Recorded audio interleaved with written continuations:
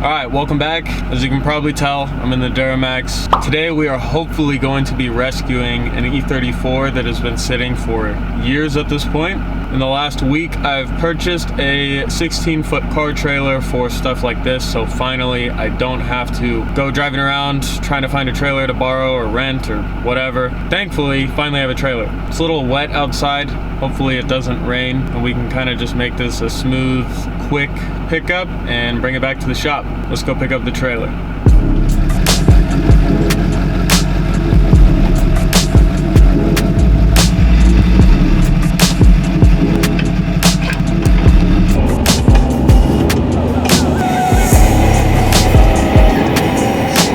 That's what happens when you buy a trailer that possibly stalled.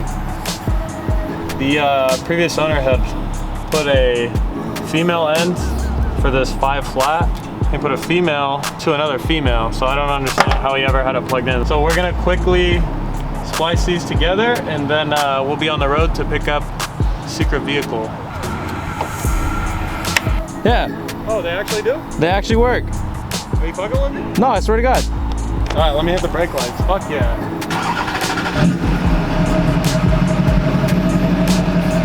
Yeah. Yeah? Yeah, it's good. All right, let's get the fuck out of here. Bills, dude, look at this. New money. Not even creased. That's new money. All right, let's go back to the car. Anyways, we gotta go pick up this shit, so. Just a good old boy, never meaning no harm. All right, welcome back. As you can probably tell, we're finally back in the shop. It has been a very hectic few weeks, but I do have a little bit of time today to get wrenching on the 325 IS. Now, finally, I've said this since the day I got this car that I was gonna drift this on track, and finally I've signed up for a drift event that will be Winter Jam 2023. It'll be my 5th year going or attending the event, but this will be my first time driving track. So I'm pretty excited, but that also means that there's a lot to get done on this car before I feel like this car is ready for the drift event. Some of you may not know, but this is actually my daily driver. If diesel wasn't so expensive, I'd just drive my truck every day, but I end up driving this thing like 75 miles a day. So one of the first things I want to knock out with this car, of course, we'll be doing routine maintenance and just kind of keeping up on that. But the more exciting part is I'll actually be switching out my shifter setup. Currently what's in the car is the Garagistic chassis mount that I had initially put into my M3 and just immediately disliked it. Now, admittedly, when I was putting the 325 IS together after doing the M52 swap and refreshing the whole drivetrain, the last thing I wanted to do was spend extra money on a new shifter setup. I had the Garagistic chassis mount sitting in a box, so I threw it in the car. I've been running it ever since, so it's been about 6 months with this shifter setup. My thoughts and feelings haven't necessarily changed about it, but it's not terrible. I was pretty harsh on Garagistic's product when I made my first initial thoughts and opinions install video on this shifter. So Garagistic saw the video on the initial review I did of the shifter and they were super chill about it. They offered to send me their revised version, the direct mount chassis mount shifter. So we have a whole new shifter setup courtesy of Garagistic to put in the 325 IS.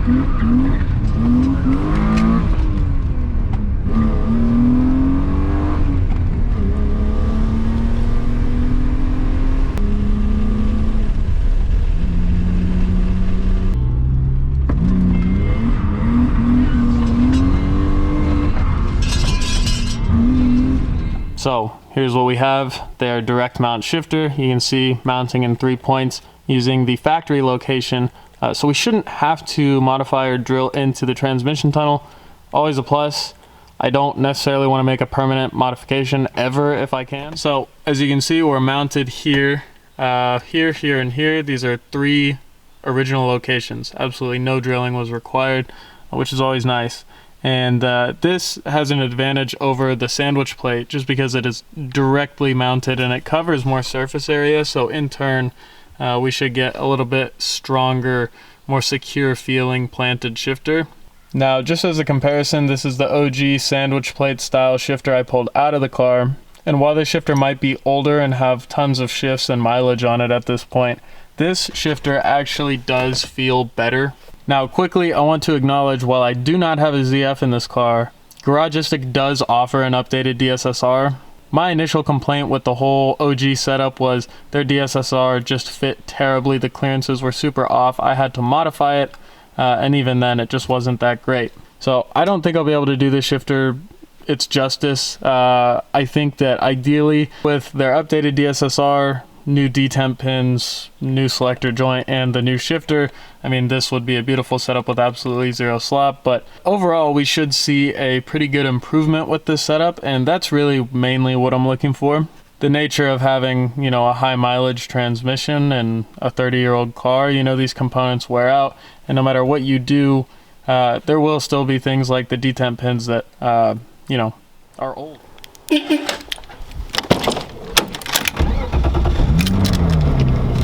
Alright, welcome back. It's been a little bit since I've actually been able to upload. Normally towards the end of the year, things just get super busy, so I've just been filming kind of throughout the month, but I did want to give you guys an update. I've been running the Garagistic chassis mount for, I don't know, like a week and a half, maybe 2, and I'm really enjoying it so far. It is actually quite a bit better than the previous shifter. I also caved and finally bought the P2M floor mats.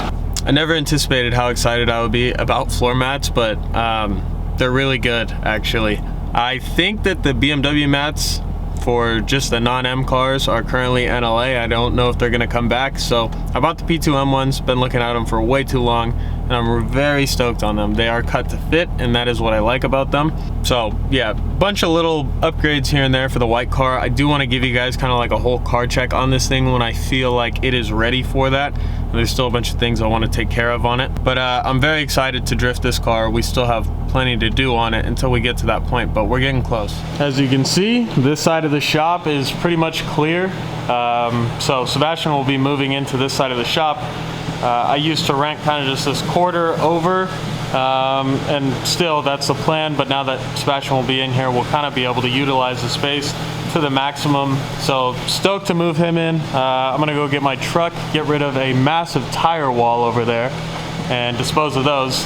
And then when I get back, I am going to bring Sebastian's tools and stuff, and we'll kind of set them up over here. All right, as you may be able to see, we have quite a bit more space here, and that is because Sebastian is renting the other side. So perfect, we have pretty close to 1,200 square feet here, and that will make shop activity in general just much easier, more efficient. Has been an incredible delay in content because life's just been busy, and then on top of that, I haven't actually had a functioning shop space. I'm letting another friend store his car here, so there's just not a lot of room, but very soon I will be able to dedicate a little bit more time to being here. So hopefully that means we'll have more content, but what that also means is I need input on what to make videos on, because there's a million different things that I can cover, and you know, I'm just gauging interest on what people find the most interesting. So we have the E30 here. I'm sure you guys have seen it once or twice because I have done nothing with this car since I acquired it earlier this year, like way earlier this year. I think I've had it for 8 or 9 months. I just have done nothing with it. I actually have chosen to gift the E30 to my younger brother. He just wants an E30. He doesn't really have a ton of ideas on what he wants done with it. So basically that gives me creative freedom to do what I please with the car, and I guess the excuses that I've given it to him. So personally, I would like to 24 valve swap it and do a complete bay shave. I really want to take a crack at doing something like that, so this might be the car to do so. And I actually really want to leave the OEM paint exactly the way it is. take care of any rust or anything like that. But I really like the patina on this car, if you would call it that. I think slammed, bay shaved, 24 valve E30, whether it be the M50 or something else, on some crazy 3-piece wheels would be like an amazing car. So that's just my style. I want to take the YouTube thing a little bit more seriously, and hopefully I can continue to justify putting more time into the videos, into the content, and in turn, it really is just doing the stuff that I like to do. That's pretty much it. I think I'm gonna wrap the video up here. Pretty exciting news in regards to, I guess, the channel overall, but I'm really hoping to put a little bit more time, effort into making this kind of stuff work. So if you guys are interested at all in seeing something like that, please make sure to drop a like, comment, subscribe, share the video, whatever. The biggest thing that you can do genuinely is leave a comment and share the video. Anyways, with that being said, thank you guys so much for watching, and I will see you next week, hopefully. Got Justin's KTM, kind of impulse buy. We got a thermostat job going down. 2024. 2024. Brand new. Got the M50 turbo build 2024 at some point. That's the 2026 build. Honestly, it is a 2026 build.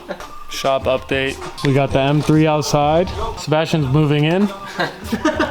Honestly though, Yeah, legitimately. like actually, That's like the end clips.